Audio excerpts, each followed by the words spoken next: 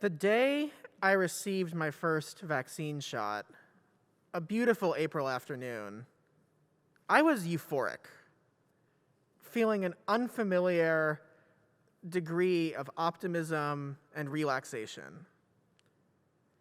As every adult I knew was vaccinated in the subsequent weeks, the timing felt perfect, and I was dreaming of a carefree summer of traveling to the East Coast, crossing international borders, eating in restaurants every night, seeing theater, going to indoor parties, and making up for the lost time of this past year. But despite the optimism that the vaccine rollout and falling COVID cases in May fostered, the cracks in my pandemic over feeling were always in plain sight. Literally, you can't go out in public long without seeing a child wearing a mask and being reminded of the roughly 50 million children below the age of 12 who cannot yet be vaccinated. To say nothing of others who can't count on a vaccine to be effective for them. And then, when I actually thought about planning a trip abroad, the reality of traveling almost back in time to nations that were still grappling with the throes of a pandemic with much less vaccine availability than America had, didn't seem like the best idea. Still, a great American summer seemed like a good consolation. I started with a few good weeks enjoying the world in San Francisco. Enter the Delta variant. I'm not personally all that worried about the Delta variant of COVID-19.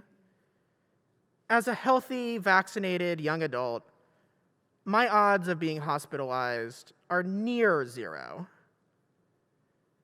Still, it has led me to pull back on my excitement for a back-to-normal life.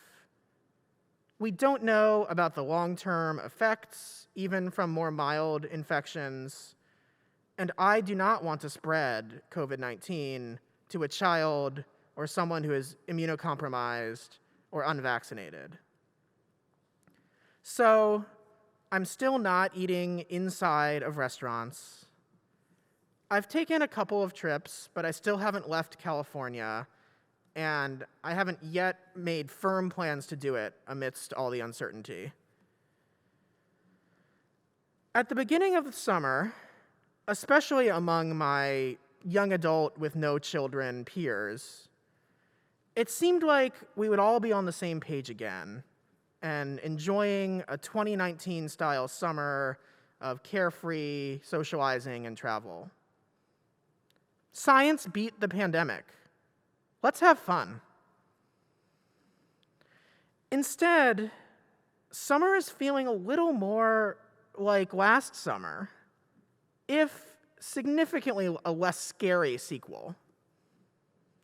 Do you remember last June, July?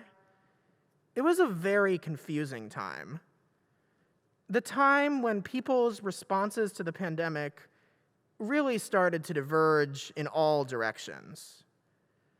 Some embraced the emerging evidence that almost no COVID-19 transmission was happening outdoors, and that masks were very effective when everyone in a space wore them. These folks flocked to parks, backyards, and outdoor restaurants to get back to the socializing that they sorely missed. Some even masked up for plane flights and road trips. Meanwhile, others stuck with the extreme caution that had defined spring of 2020, having little to no in-person interaction beyond their household, even outdoors. To be clear, summer 2021 is way better than last year in America. We can be much, much less worried about our vaccinated elders dying of COVID-19. Those of us who have been vaccinated can also be much less worried about our own health and somewhat less worried about passing the virus on to others. I am seeing a few friends indoors, but not all of my friends all the time. And outdoors, I am living pretty freely and without fear.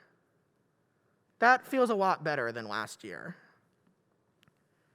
But unfortunately, America, and especially the world, is not out of the woods yet. And we are all navigating the current circumstances, areas of unknown, and future possibilities in our own way. Some of my friends are flying to France and eating indoors, and others won't enter a store for 30 seconds without an N95 mask, despite being vaccinated. We've come a long way, but I am shifting my hope to next year and praying that summer 2022 can be a simple, carefree, jet-setting summer like I used to love.